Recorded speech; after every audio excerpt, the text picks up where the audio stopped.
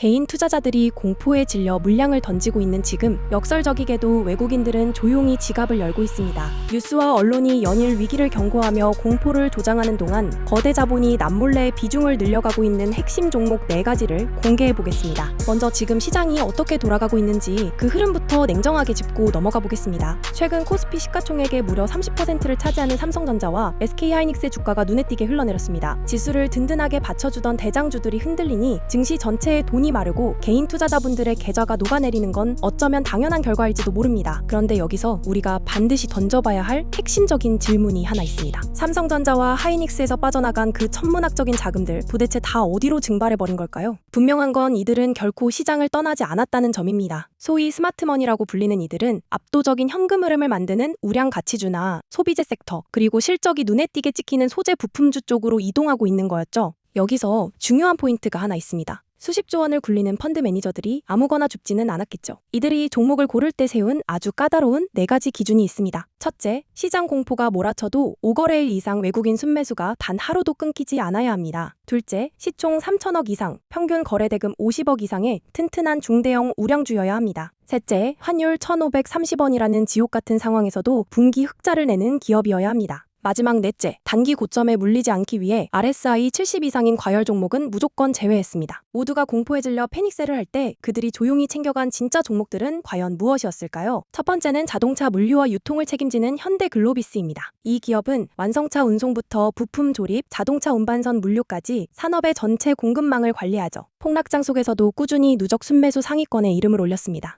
호재는 명확합니다. 자동차 운반선 운임이 계속 오르고 있고 중국 완성차 업체들의 해외 수출 물량까지 흡수하면서 본업이 아주 가파르게 성장하고 있거든요. 여기에 현대차그룹이 추진하는 물류 자동화나 로보틱스 사업과 깊게 연계될 가능성이 높아서 장기적인 가치 재평가가 이루어지고 있는 겁니다. 중동 리스크에 따른 운항 비용 상승이라는 변수는 있지만 증권가에서 이 종목을 강력히 추천하는 이유는 본업의 압도적인 경쟁력 때문입니다. 로보틱스와 물류 자동화라는 미래성장 동력이 튼튼한 본업과 결합해 단순 물류사를 넘어 플랫폼 기업으로 도약할 시기가 다가왔다는 점을 높게 평가하는 것이죠. 두 번째는 2차 전지 핵심 소재를 국산화하는 솔브레인입니다. 반도체 웨이퍼 식각과 세정, 또 디스플레이 공정에 필수적인 고순도 소재를 공급하는 산업의 숨은 조력자죠. 외국인들이 이 기업의 기술적 해자에 매료돼 매수 경쟁을 벌이고 있는 이유이기도 합니다. 가장 큰 호재는 단연 AI 반도체 시대의 개막입니다. 고대역폭 메모리, 즉 HBM 생산량이 늘어날수록 그 공정에 반드시 필요한 솔브레인의 핵심 소재 출하량도 기하급수적으로 늘어나는 선순환 구조를 갖췄거든요. 고객사의 투자 축소라는 리스크가 있긴 하지만 애널리스트들은 여전히 이 기업을 꼽습니다. 반도체 미세 공정이 복잡해질수록 소재의 중요성은 커질 수밖에 없는데 업황 회복기에 가장 가파른 이익 성장을 보여줄 수 있는 공정 필수재라는 희소성이 크기 때문입니다. 세 번째 기업은 반도체 공정 정밀도를 책임지는 TCK입니다. 낸드 플래시 적층 기술이 고도화될수록 필수적인 소모성 부품을 독점 공급하며 메모리 시장 성장을 그대로 흡수하는 기업이죠. 역시 외국인 순매수 상위권에 이름을 올렸고 매수 신호도 강하게 들어와 있습니다. 가장 큰 호재는 데이터 센터용 SSD 수요 폭발입니다.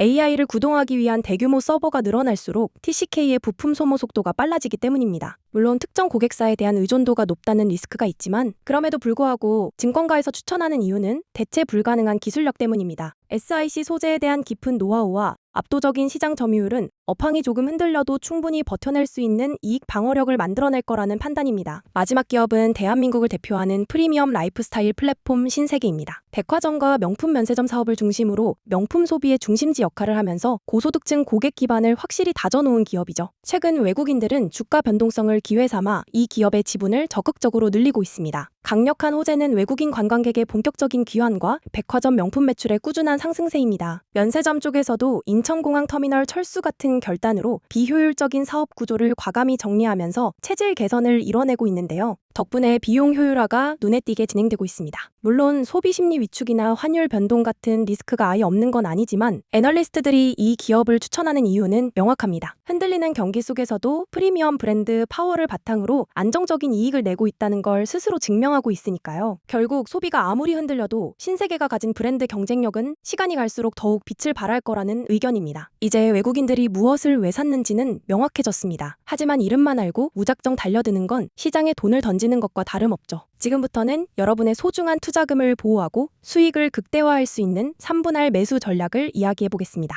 첫 번째 진입은 예정하신 투자 자금의 25%만 투입하세요. 주가가 이전의 주요 종가를 회복하고 외국인의 누적 순매수가 플러스로 돌아섰을 때가 1차 매수 타이밍입니다. 두 번째 35%는 20일 이동평균선을 강하게 돌파하고 거래량이 동반될 때 진입합니다. 마지막 40%는 21선 돌파 이후 첫 조정 구간에서 지지력이 확인될 때 비중을 싣는 겁니다. 가장 중요한 리스크 관리도 잊으시면 안 됩니다. 외국인이 2에서 3일 연속 순매도로 전환하거나 실적 발표를 전후로 영업이익 컨센서스가 5% 이상 꺾이면 미련 없이 손절하셔야 합니다. 오늘 우리는 외국인들이 주목하는 4개의 종목과 손해를 최대한 막아줄 수 있는 매수 전략을 함께 살펴봤습니다. 영상에서 미처 다 말씀드리지 못한 종목별 정밀 타점이나 실시간 대응 전략이 궁금하시다면 지금 바로 영상 하단 더보기란에 있는 카카오톡 채널을 확인해주세요. 채널을 추가해두시면 시장 흐름을 읽는 핵심 정보는 물론이고 여러분의 궁금증을 해결해드릴 1:1 상담까지 빠르게 받아보실 수 있습니다. 오늘 준비한 분석이 여러분의 투자를 한층 더 단단하게 만들어주는 나침반이 되었길 바랍니다.